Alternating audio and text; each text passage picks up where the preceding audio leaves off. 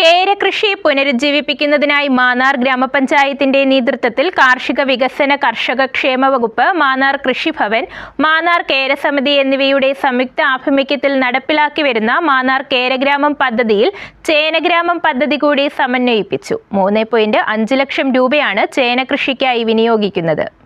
കേരഗ്രാമം പദ്ധതിയിൽ ഉൾപ്പെട്ട കർഷകർക്ക് കൂടുതൽ വരുമാനം നേടുന്നതിനായി തെങ്ങിൻ തോട്ടത്തിൽ തന്നെ ചേനകൃഷി കൂടി വ്യാപിപ്പിക്കുകയാണ് പദ്ധതിയുടെ ലക്ഷ്യം വയ്ക്കുന്നത്. 3 വർഷ പദ്ധതിയായ കേരഗ്രാമം 1 വർഷം പിന്നിടുന്നതിന്റെ ഭാഗമായാണ് ചേനഗ്രാമം പദ്ധതി കൂടി സമന്വയിപ്പിക്കുന്നത്.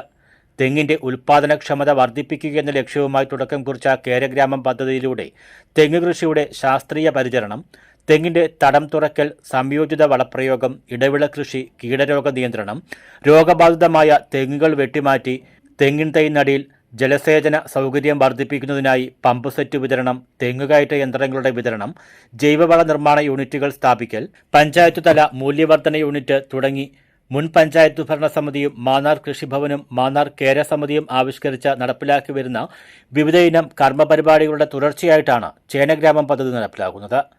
3.5 ലക്ഷം രൂപയാണ് ചേന കൃഷിക്കായി വിനിയോഗിക്കുന്നത്.